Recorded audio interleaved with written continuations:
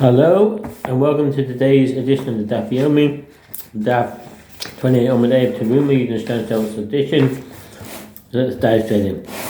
The Mishnah says, Kol ha-asturim legabe mizbech osrim v'choshahin ha-roveya v'hanishba v'hamutso v'hanevad v'ha'esnon umchir v'hakleayim v'hadveifor v'yosei dofen. With regard to all animals who sacrifice on the altar is prohibited, if they intermingled with animals who sacrifice is permitted, they prohibit the entire mixture of animals in any amount. What does that mean? All animals which are prohibited sacrifice on the altar are rendered prohibited other animals they intermingle with regards to the ratio.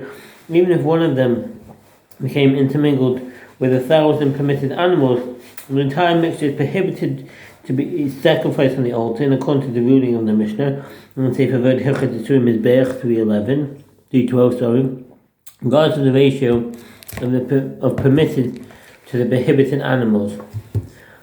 These are the animals whose sacrifice is prohibited: an animal that copulated with a person, an animal that was the object of bestiality, and is set aside. Muksa. This refers to an animal that is set aside for idol worship, even if it is not actually worshipped or sacrificed or used as an adornment as an idol. That an animal or bird is qualified as set aside only if a known act of idol worship was performed with it, such as the idolatrous priest shearing a sheep or performing labor with a bull. By contrast, an animal does not become set aside through mere speech, as one cannot consecrate to an idol by declaration. I've heard as though the Rambam apparently maintains that there is no difference in this regard between an animal that was set aside as an offering to an idol and one that was designated as the object of idol worship. Others agree with regard to an animal set aside as an idol for offering for an idol, but contend that if one intended to worship the animal itself, it would be prohibited even without any action, and even if it was not worshipped, to derive it. Rambam say for word Yisuri Mizbech 4:6. And one that was worshipped, what does that mean? Vahanevad. It's referring to an animal that was itself worshipped as an idol. In general, it's prohibited for an only person to derive benefit from the object of idol worship. Those terms. There's items that can sacrifice to its adornments, in addition to the prohibition against sacrificing about the item. Such an item on the altar. This applies either to an item that is a product of human involvement, i.e., either an animal that is fashioned by a person, which includes hills and other natural objects, or an item with which someone performs an act of worship. The Mishnah Avodah 45a and the Gemara Avodah 54a. Therefore, it is prohibited to derive benefit from an animal only after performing an act of idol worship involving it. By contrast, even an object that was not the product of human involvement is prohibited for sacrifice upon the altar, as it is considered repulsive to sacrifice an animal to God if a transgression has been performed with it. And this is the ruling of the Rambam, although the Ravid maintains that even with regard to the altar, it is prohibited only after an action is performed with it. See the Rambam say about Hilchot 468. And an animal that was given as payment to a prostitute or as the price of a dog, or an animal crossbred from a mix of diverse kinds, or an animal that with a womb that will cause it to die within 12 months of treifa, and they were born by caesarean section. Which is the animal that is set aside? It is an animal that is set aside for idol worship. An animal itself is prohibited, but that which is upon it, e.g. jewelry and garments, is permitted to be stolen in order to purchase an animal to be sacrificed. And which is the animal that was worshipped? It is any animal that a person worships as an object of idol worship. In this case, sacrifice of both the animal itself and the animal purchased using the money from the sale of that which is upon this is prohibited. And the consumption of both this, the animal designated for idol worship, and that the animal worshipped is permitted. All animals which are prohibited for sacrifice on the altar render prohibited other animals they are intermingled with regard of the ratio. Even if one of them became intermingled with 1,000 permitted animals, the entire mixture is prohibited to be sacrificed on the altar, in accordance with the ruling of the Mishnah in Rambam Sefer Avodah Hilchot Teruma Daf 312. The master said in the Mishnah, with regard to all animals who sacrifice the altar is prohibited, that if they are intermingled with animals who sacrifice permitted, they prohibit the entire mixture in any amount. It teaches that they are not nullified by a majority. This is difficult, as we already learned this in the Mishnah of Vachim 70b. All the sacrificial animals are intermingled with an animal from which deriving benefit is prohibited, e.g. sin offerings that were disqualified and left to die, or if they are intermingled with an ox that is sentenced to be stoned. So what's the footnote?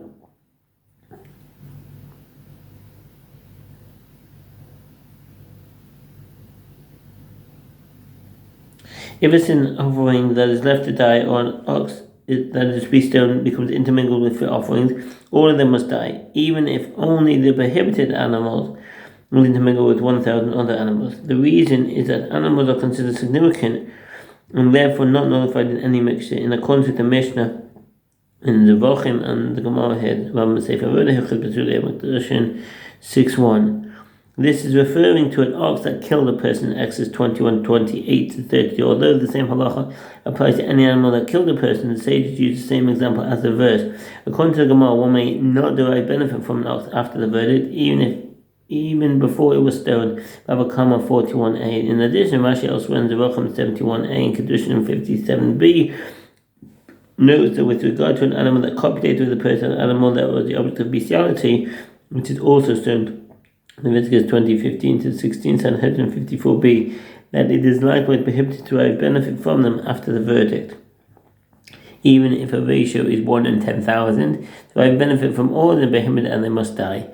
And the use of the word even in the phrase even in 10,000 was difficult for us. What does it say? In the word indicates that the novelty of the Mishnah's ruling is that even if one permitted animal it was intermingled with 10,000 prohibited animals, they are all prohibited.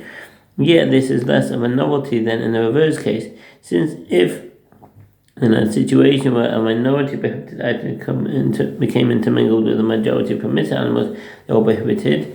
All the more so when the prohibited items are the majority. And if we explain that this is what the Tanna is teaching, with regard to animals that are fit for the altar, if there was intermingled with them an animal from which deriving benefit is prohibited, e.g. one of the 5 sin offerings are left to die, if they are rendered disqualified, or if they intermingled with an ox that was sentenced to be stoned, even if one prohibited animal was intermingled with 10,000 permitted animals, why benefit from the prohibited and they all must die? If so, the halacha in the Mishnah here was already transferred to Vachim, why then is repetition necessary here?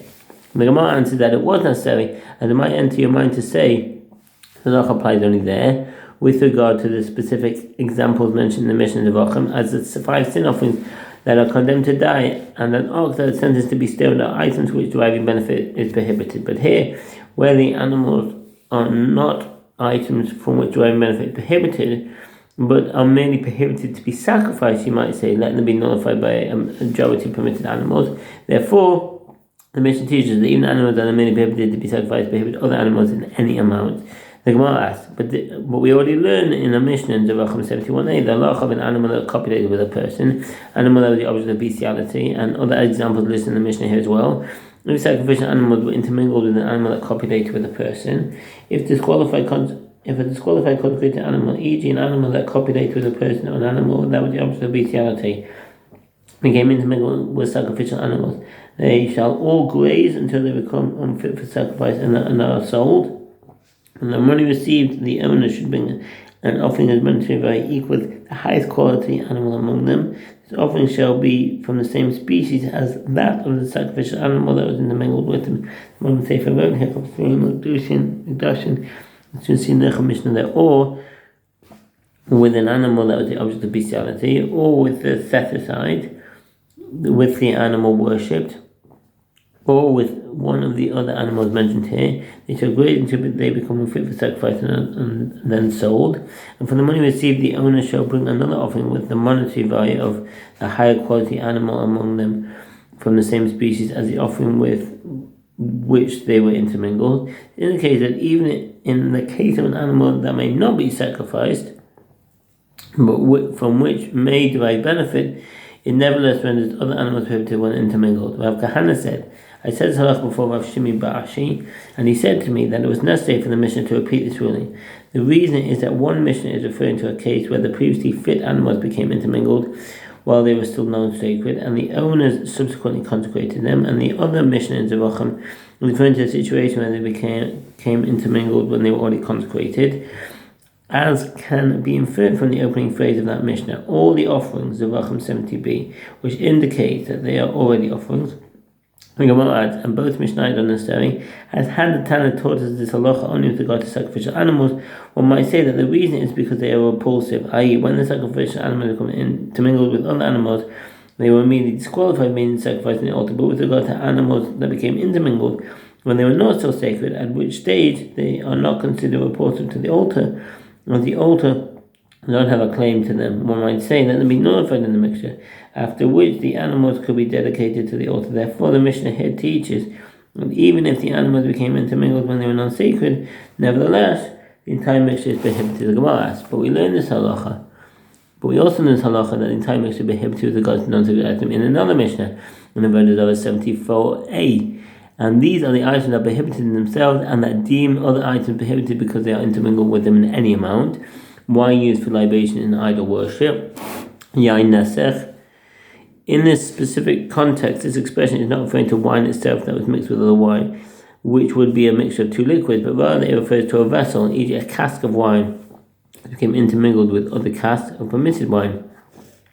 Even if there was only one prohibited cask in 1,000, it renders the entire aggregate prohibited, as each individual item cannot be identified, says Rashi. The Rav explains, by contrast, that with regard to libation wine, object of idol worship, and hides with a tear opposite the heart, the phrase in any amount means that they render the mixture prohibited, no matter how small they are, as derived in Jerusalem Talmud from the verse, and there shall cleave nothing to the devoted thing in your heart to your hand.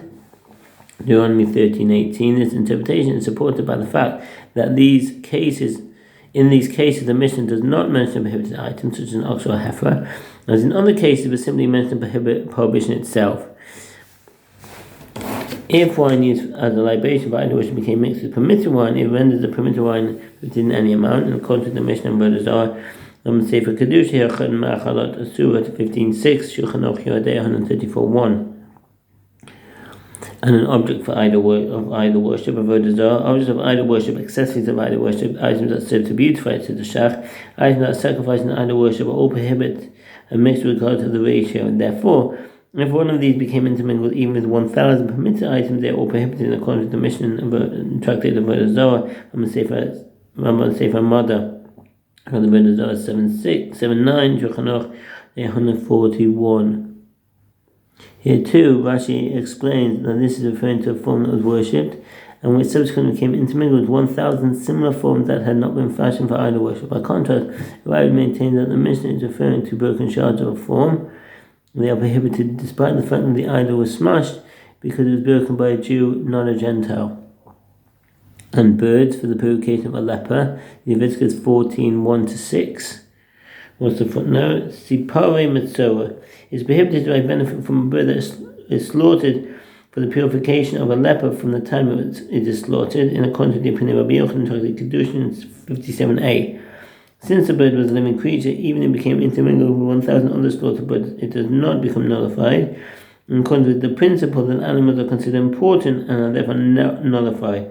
This ruling is in accordance with the Mishnah Tractate of Avodah Zarah, Hilchot Sefer Tahara, Hilchot Teruma Daf 11:7, Sefer Kedusha, Hilchot Ma'achalot Asura 16:7, and hide with a tear opposite the heart. Aros Levuvin. If a single hide with a tear opposite the heart that was used for idol worship is intermingled with 1,000 other hides, it prohibits the right benefit from all of them, with the Mishnah Tractate of Avodah Zarah, Rambam Sefer Mada, Hilchot Avodah Zarah 7:9. And these are idolatrous offerings from which is prohibited to right benefit, Avodah Zarah 29b. In the case of the Mishnah, the hide is cut into small pieces, and the characteristic round hole caused by the tear in the hide in order to remove the heart is therefore not readily distinguishable. Otherwise, one could simply remove the problematic hide from the mix and to derive it. A sign the practice of sacrificing hearts of live animals for idol worship. And in addition, the shave of hair of a Nazarite in Numbers 16:18. It is prohibited to derive benefit from the hair that a Nazarite shaved off during his purification ritual. The source for this is the verse, "He shall be holy and shall let the locks of the hair of his head grow." Number 6:5, from which the sages derive that his hair has the status of a consecrated item, Kedushin 57b. Although a strand of hair is generally considered insignificant, the Gemara in Avodah 74a states, the Mishnah referring to items that are counted and considered significant. Therefore, the Rambam, in his commentary on the Mishnah, explains that this is referring to a case where a bundle of hair of the Nazarite is intermingled with a bundle of other hair. It is impossible to identify which bundle it is. Nevertheless, alternatively, Tosafot, in Avodah 72a, suggests that the hair of the Nazarite is used to weave the shape of a bird into a fabric of a garment, based on a similar case discussed in the Gemara elsewhere in 34a, and is therefore considered significant. The garment is subsequently intermingled with other garments. This garment is subsequently intermingled with similar garments and can no longer be identified. If the Nazarite contracted with impurity and shaved off his hair in accordance with the appropriate rite, it is prohibited to derive benefit from his hair, and there must be buried. Rambam Sefer Haflor Hilchot Nazirut 6:14. And a firstborn donkey.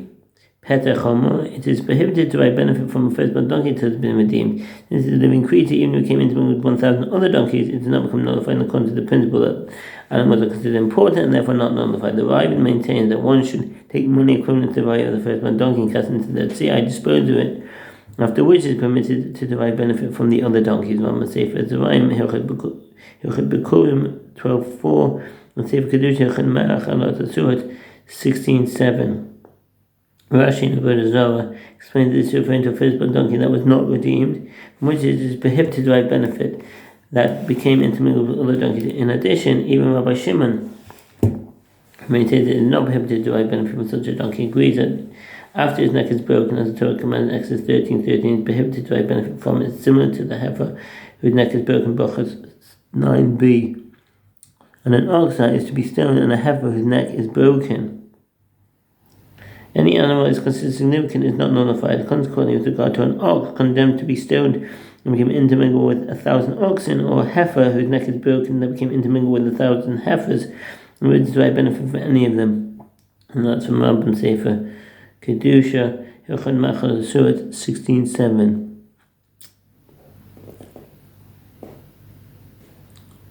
As part of the ritual performed when a murder victim's body is found outside a town, and is not known to cause of death, Deuteronomy 21:1-9, and non-sacred meat from an animal that was slaughtered in the temple courtyard.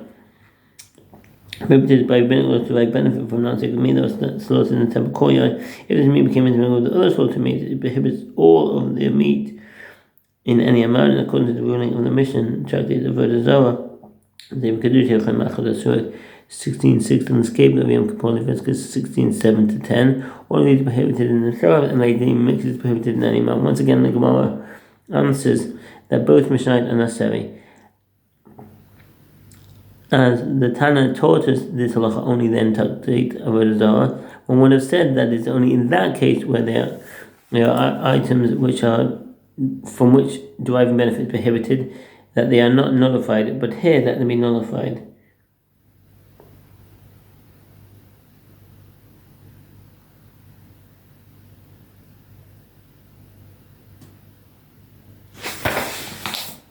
And the Tana taught us this halacha only here.